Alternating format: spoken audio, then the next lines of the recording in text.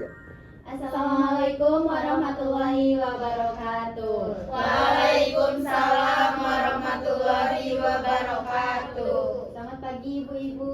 Pagi, alhamdulillah. Nah, di sini kami akan melakukan penyuluhan tentang ASI eksklusif. Sebelumnya, izinkan kami memperkenalkan diri dulu ya Bu ya. Perkenalkan, nama saya Bidan Tisha Nanta Agiana, biasa dipanggil Bidan Ica ya Bu ya.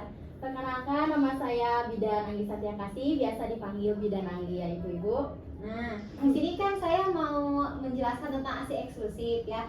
Nah, sebelumnya ibu-ibu ada yang tahu belum ASI eksklusif itu apa? Belum.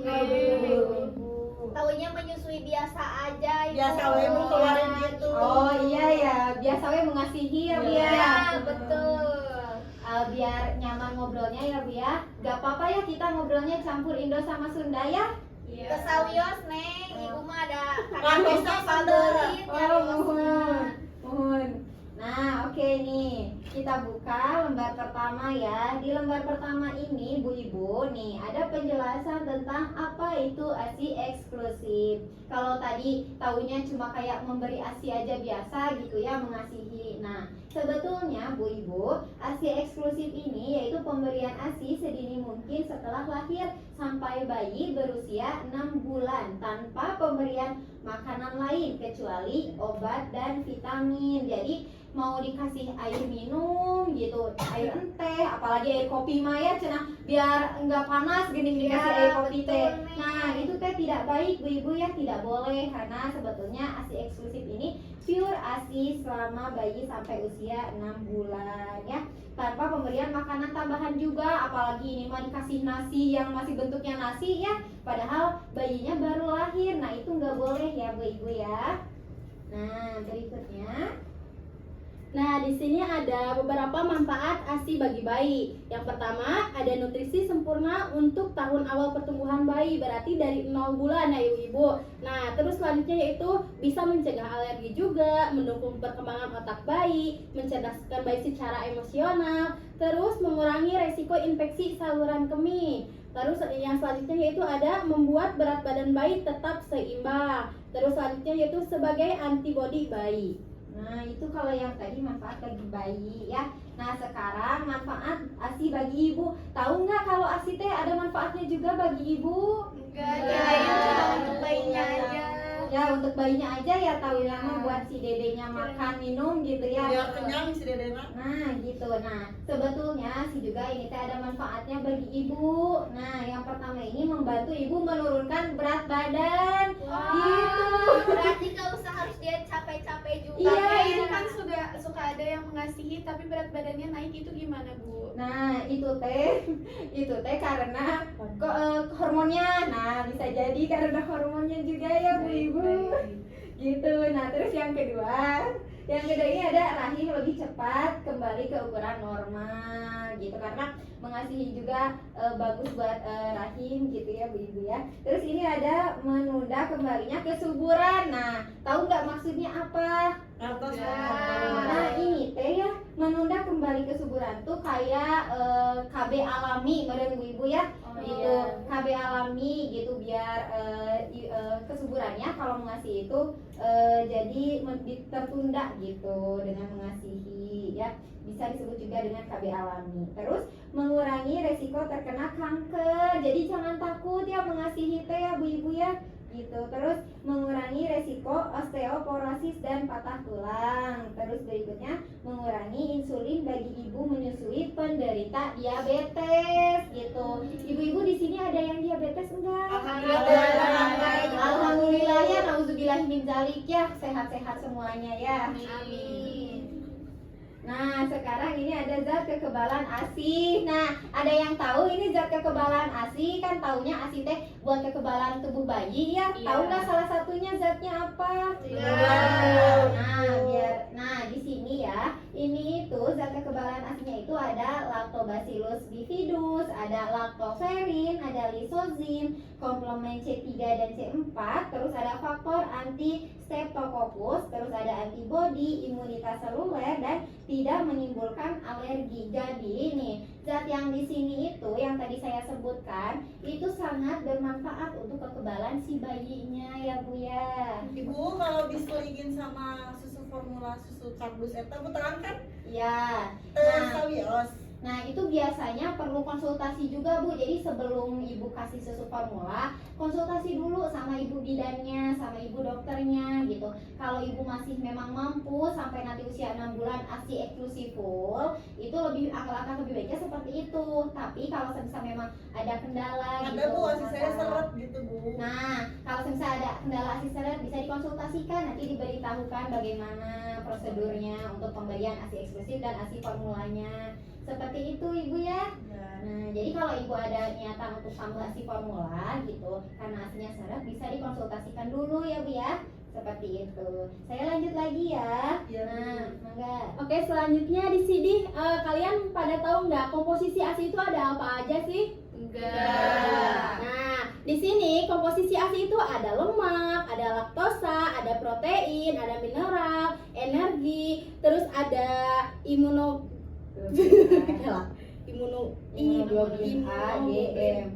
ada imunoglobulin A, G, M, terus ada lisosin, terus ada laktoferin. Nah, di sini itu adalah komposisi ASI. Jadi, ibu-ibu ini tuh bermanfaat banget bagi si bayinya. Berarti nggak cuma ngenyangin ya. Iya, betul. Masya Allah, ibunya pintar banget. Masya Allah. Bidan atuh Bu. Alumni Bu. Nah, oke di sini ya. Nah, tadi Ibu Cindy ya, Ibu Cindy teh ASINya seret. Di sini saya mau ngasih tahu nih, gimana caranya memperbanyak produksi ASI ya. Gimana Bu? Nah, yang pertama ini terus menyusui ya, tapi jangan setiap menit menyusui ya, gitu. Seperti pada waktunya, seperti 2 jam sekali gitu ya. Itu terus menyusui dan menyusuinya kalau bisa langsung ya. Nah, skin to skin ya. Kalau skin to skin teh dari kulit ke kulit gitu ya, dari bayi ke ibu langsung. Jadi kalau bisa langsung ya, langsung enggak pakai dot gitu ya. Terus Pakai sesuai pompa itu ya Bu ya? ya gitu kalau bisa. Jadi enggak ke botol gitu. Terus ini jangan dihentikan. Kalau semisal bayi itu kan cukup menyusui itu kurang lebih dalam waktu 10 sampai 15 menit ya, bayi itu cukup menyusuinya. Sebelum waktu 10 menit ternyata sudah dihentikan karena sakit semisal ya. Nah, itu tidak boleh ya, tapi diatur kembali posisinya biar nyaman gitu ya. Jadi enggak dihentikan gitu. Terus gini, jangan menggunakan dot, botol dan makanan sama seperti tadi ya. Biar kita bisa skin to skin gitu. Terus cukup tidur dan hindari stres. Nah, Bu Cindy tadi kan seret ya. Nah, Iya.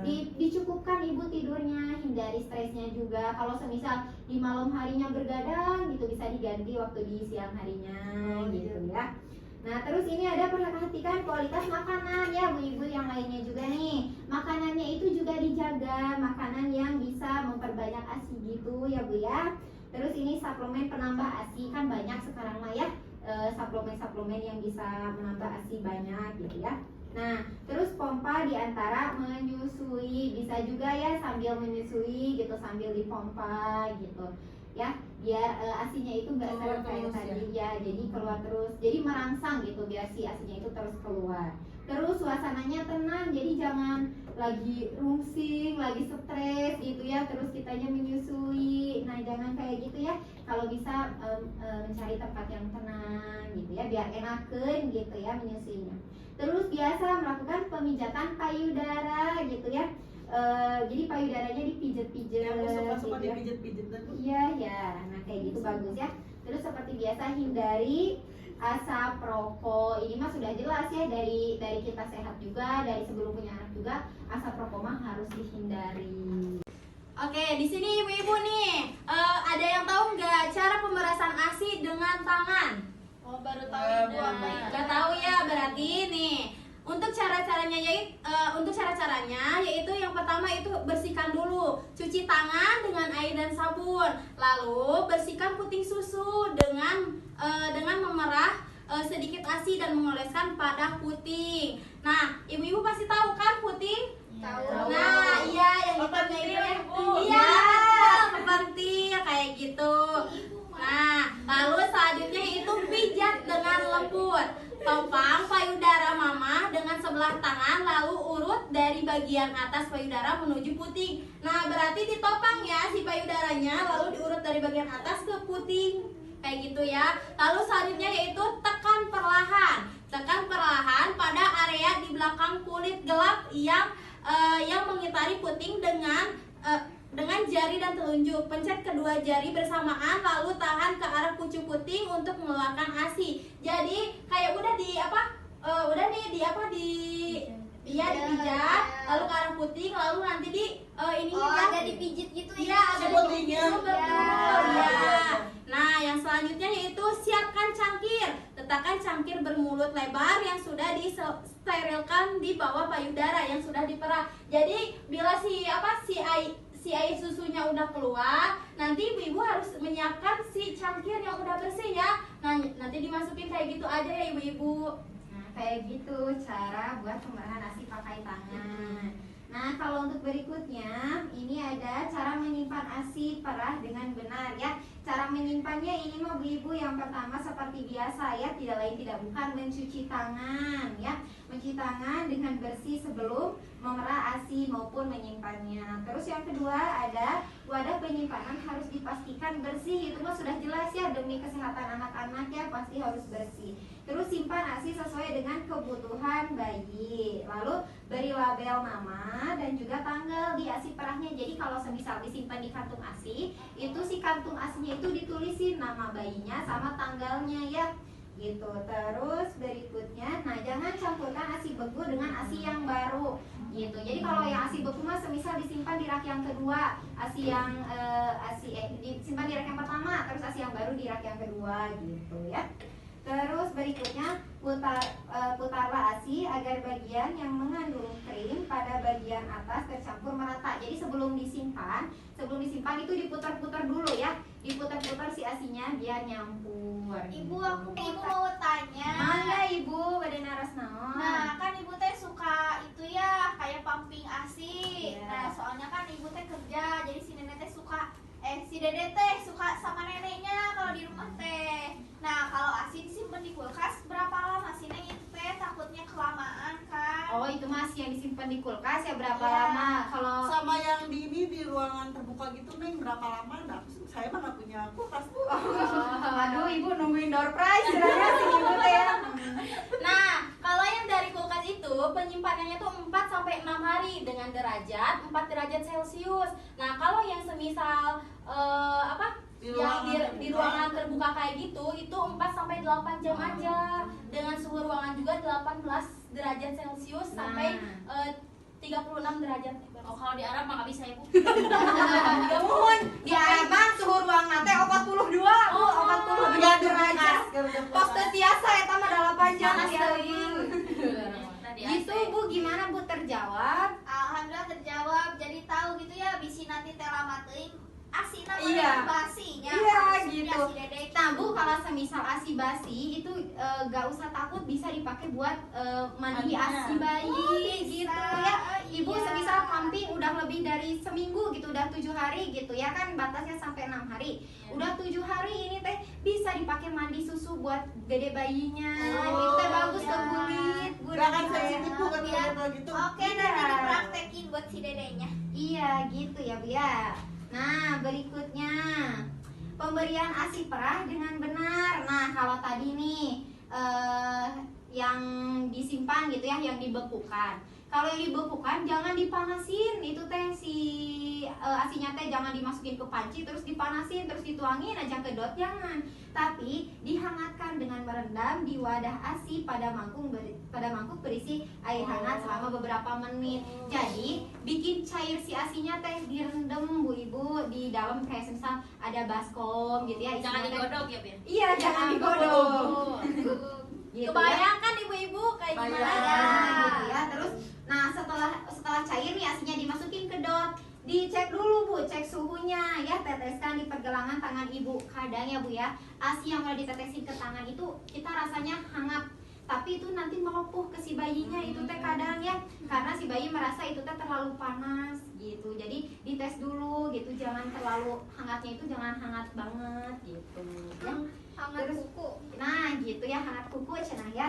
Nah, terus ini, ASI yang beku telah dicairkan dapat disimpan pada kulkas dengan suhu kurang lebih 4 derajat tapi selama 24 jam. Nah, kayak tadi nih, kalau ASI yang baru terus disimpan di kulkas itu 4 sampai 6 hari. Tapi kalau semisal yang baru, ASI yang baru, mohon maaf. Tapi kalau semisal ASI yang sudah dicairkan terus mau dicairin lagi, dasi dede udah cukup geningnya 1 kantong G gitu kan. Nah, itu bisa bertahan tapi cuma dalam waktu 1 hari 24 jam gitu deh ya. Gitu. Jadi bisa dipakai lagi untuk beberapa jam ke depan lagi gitu, nggak bisa buat 2 hari ke depan lagi ya.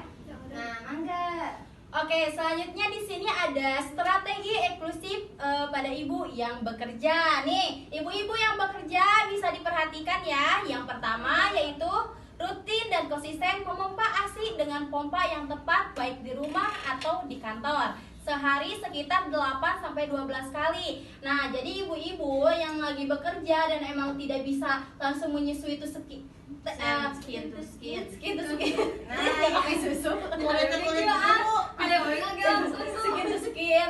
Skin to skin ke ininya, ke bayinya. Jadi ibu-ibu bisa memompa bayi 8-12 kali dalam sehari. Nih, ada waktu-waktunya. Ibu-ibu bisa dipakai ya, mulai dari jam 6 pagi, jam 8 pagi, jam 10 pagi, jam 12 siang, jam 3 sore, jam 5 sore, dan jam 7 malam.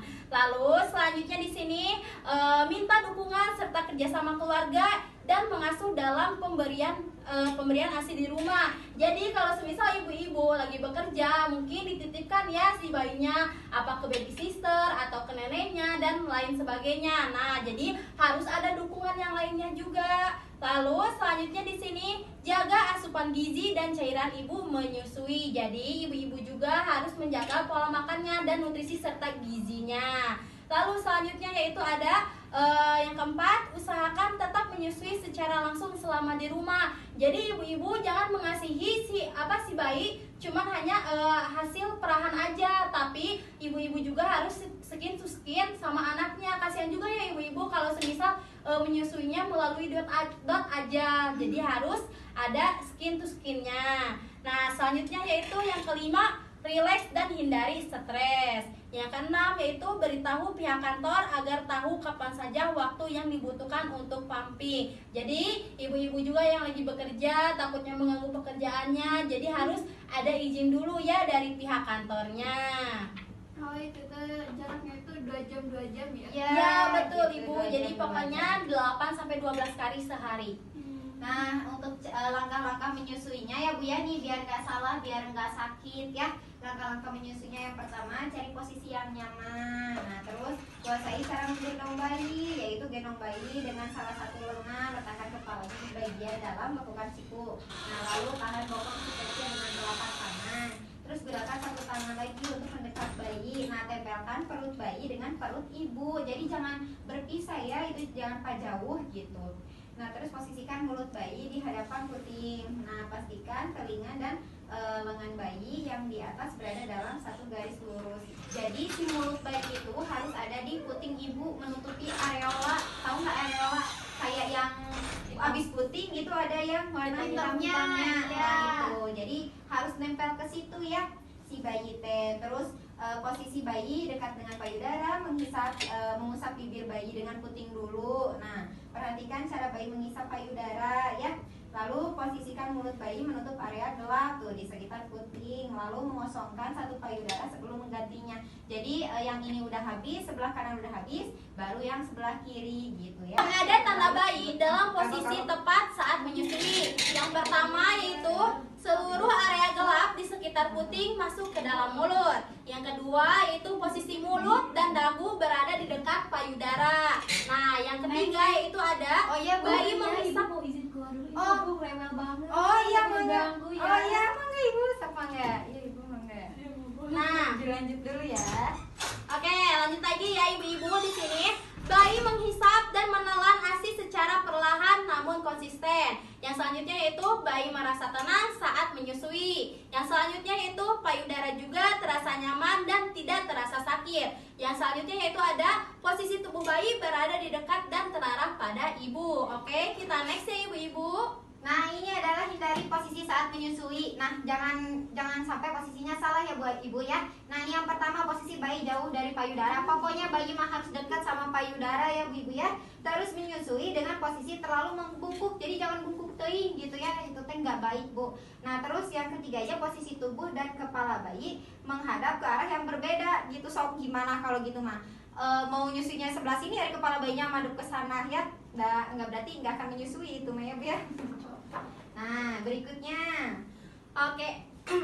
Oke, di sini ibu-ibu ada tanda bayi cukup ASI. Jadi bayi ibu-ibu juga harus cukup ASI ya. Yang pertama, payudara ibu yang tadinya kencang menjadi kempes atau lembek setelah bayi menyusui. Pasti kayak gitu ya ibu-ibu semua, kalau udah menyusui suka jadi lembek ya. Nah, yang selanjutnya yaitu setelah menyusui, bayi tampak santai, tenang, dan puas karena sudah kenyang menyusui. Yang ketiga, bayi memperoleh kembali berat badan awalnya setelah lahir, berarti menjadi berat badannya naik. Yang keempat yaitu lihat buang air kecilnya. Yang kelima, lihat buang air besarnya juga. Oke, kita next. Nah, kalau ini tanda bayi yang kurang ASI yaitu penurunan berat badan bayi. Nah, hati-hati juga ya ibu-ibu, berarti kurang ASI itu kalau berat badannya turun. Terus jarang buang air kecil, kotorannya gelap dan sedikit, urinnya warnanya gelap nih. Terus bayinya lemes sama rewel. Nah, ini lagi durasi menyusui terlalu panjang dan terlalu pendek. Mau terlalu panjang atau terlalu pendek itu teh ngaruh ya buat bayi kurang ASI-nya. Terus nyeri saat proses peletakan. Nah, kalau mau nyusuin teh nyeri gitu ya. Terus ini kondisi payudara tidak berubah setelah menyusui. Jadi masih kencang yang harusnya lembek teh. Nah, di sini ibu-ibu ada faktor yang mempengaruhi produksi ASI. Yang pertama, asupan makanan. Yang pastinya ibu-ibu harus mengkonsumsi makanan 4 sehat dan 5 sempurna. Apa aja sih? Ada buah-buahan, ada sayur-sayuran, ada daging, ada kacang-kacangan sama susu ya. Yang selanjutnya itu kondisi psikis. Jadi ibu-ibu juga jangan sampai stres ya karena menyusui. Lalu selanjutnya yaitu cara bayi menghisap. Jadi harus benar ya cara bayi menghisap. Lalu selanjutnya yaitu ada perawatan payudara. Jadi ibu-ibu juga harus merawat payudaranya, jangan sampai kotor. Biasanya ya kalau yang udah menyusui kan suka belepotannya si air susunya. Nah, jadi harus langsung dibersihkan lagi. Lalu frekuensi pemberian ASI. Jadi ibu-ibu juga harus punya waktu-waktu tertentu untuk pemberian ASI kepada si bayinya. Yang selanjutnya yaitu pola istirahat. Ibu-ibu harus istirahatnya harus istirahat yang cukup, jangan sampai begadang, jangan kecapean juga. Lalu selanjutnya yaitu alat kontrasepsi. Nah, alat kontrasepsi ini ngaruh ya bu ya, gitu ke hormon juga kalau yang kontrasepsinya hormon. Nah, ibu-ibu jangan salah ya, ini teh ada hak ASI eksklusif. Ini teh ada juga di peraturan perundang-undangan ya tuh, Undang-Undang Nomor 17 Tahun 2023 cenah ya. Ini teh di pasal 42 cenah setiap bayi berhak mendapatkan ASI susu ibu eksklusif sejak dilahirkan selama 6 bulan kecuali atas indikasi medis ya. Nah, kalau enggak ini bisa kena penjara bu ya tuh. Ini juga ada pasal 430 Undang-Undang Kesehatan. Nih, setiap orang yang menghalangi program pemberian air susu ibu eksklusif sebagaimana dimaksud dalam pasal 42 dipidana dengan pidana penjara paling lama 1 tahun atau pidana denda paling banyak 50 juta tuh. Ternyata didenda ya ibu kalau tidak memberikan ASI juga. Iya betul sekali bu ibu. Nah, udah habis ya, Ibu. Alhamdulillah ya. Udah Gimana selesai. ibu ilmunya dapat diserap ya Bu? Alhamdulillah dapat ilmu baru. Iya, Ada yang mau ditanyakan ya ibu-ibu? Cukup ya. Alhamdulillah. Udah paham semua ya. Tapi dedenya udah rewel kalau gitu. Kita tutup ya dengan ucapan Alhamdulillahirrahmanirrahim. Kalau begitu kita berdua pamit undur diri. Wassalamualaikum warahmatullahi wabarakatuh. Waalaikumsalam.